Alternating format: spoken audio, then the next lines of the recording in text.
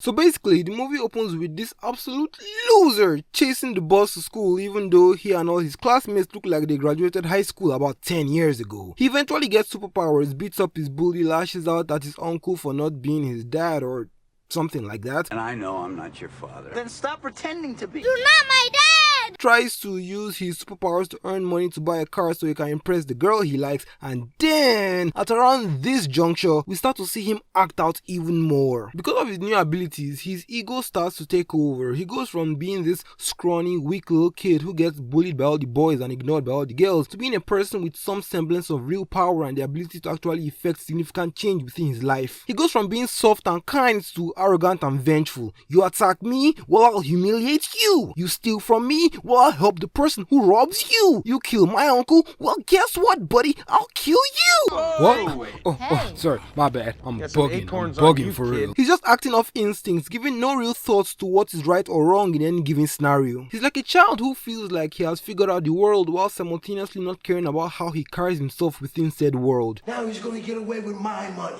I missed the part where that's my problem. After he gets the righteous indignation out of his system and properly grieves his uncle, he starts to become the Peter Parker that we all know, and his name is Peter Parker, by the way, just in case I didn't mention that. He finally takes his uncle's dying words to heart, realizes that bad people should always be stopped because his inaction can lead to catastrophe, and takes on the responsibility of using his abilities to stop those bad people. When you can do the things that I can, but you don't, and then the bad things happen,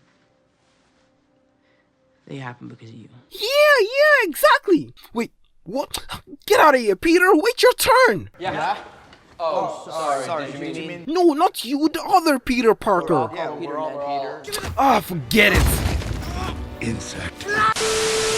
Most of the first and second acts is just him slowly becoming our friendly neighborhood Spider-Man. Then, on the opposite end of the thematic spectrum, Norman Osborn has also gained superpowers alongside an alternate personality that perfectly personifies, embodies, and embraces all the character flaws Peter just spent the first half of the movie trying to get rid of. The Goblin is egotistical, he's vengeful, he's proud, and worst of all, he's incredibly powerful. Bro was actively regressing while Peter was steadily progressing. We see his thirst for vengeance the first time he gains consciousness, as he immediately kills a scientist for costing him his military contracts. We need to take the whole line back to formula.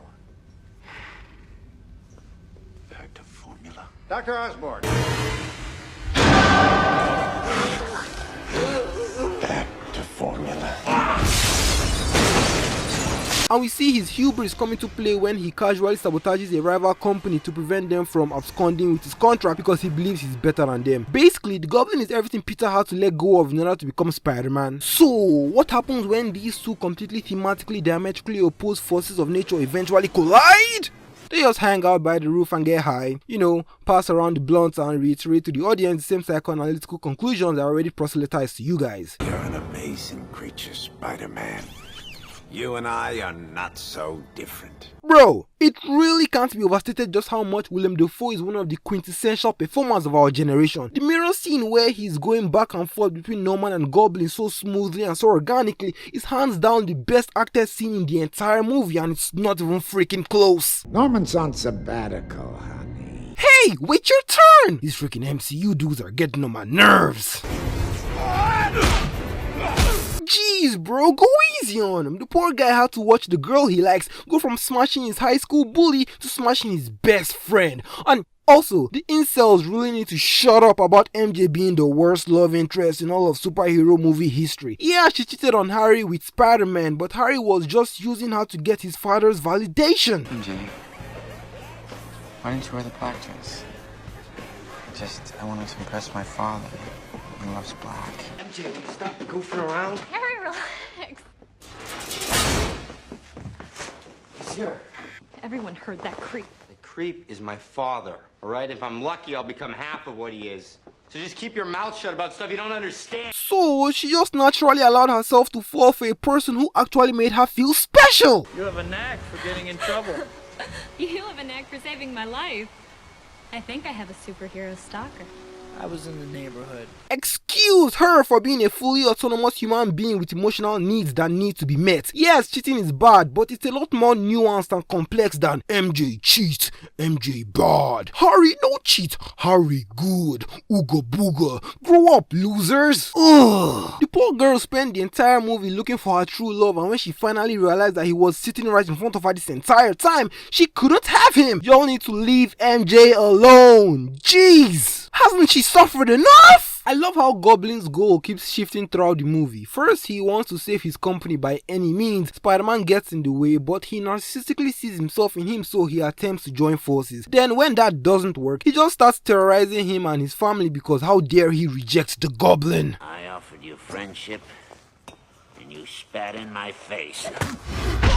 His egotistical, vengeful nature takes over and he just starts becoming obsessed with destroying his life because simply killing him doesn't teach him the lesson he needs to learn. What do I do? Instruct him in the matters of loss and pain. Make him suffer. Make him wish he were dead. Yes. He went from being slightly irritated at Spider-Man for inconveniencing him to being completely emotionally dysregulated and upset at the fact that he got so utterly rejected. Goblin is basically Norman, but with all his inhibitions stripped away and completely driven by primal desires. It's his id on steroids and juiced up with superpowers. So it makes total sense that his core driving force is entirely emotionally dependent, precarious and ephemeral. He also has this obsession with trying to prove to Spider-Man that being a hero is a waste of time and only leads to suffering. Misery, misery, misery, that's what you've chosen. This is why only fools are heroes. Because you never know when some lunatic will come along with the sadistic choice. In spite of everything you've done for them, eventually they will hate you. Why bother? This is very clearly just a manifestation of the inner guilt he feels for incessantly indulging in his selfish desires at the expense of others, because somewhere deep down under that sociopathic facade, the real Norman's conscience still exists and yearns to be heard. So, Goblin has to cope by projecting his insecurities and bearing said conscience by trying to convince both himself and Spider-Man that there's no point in being a hero. There's no reason to take accountability for your abilities. He has to convince himself that great power does not in fact come with great responsibility. Please clap. Now, profound, never before heard or seen mind-blowing media analysis aside, this scene where Goblin makes Spider-Man choose who to save between innocent children and the woman he loves is so funny, because tell me why they immediately show a slow motion shot of Spider-Man running to save MJ while the children fall to their deaths in the background.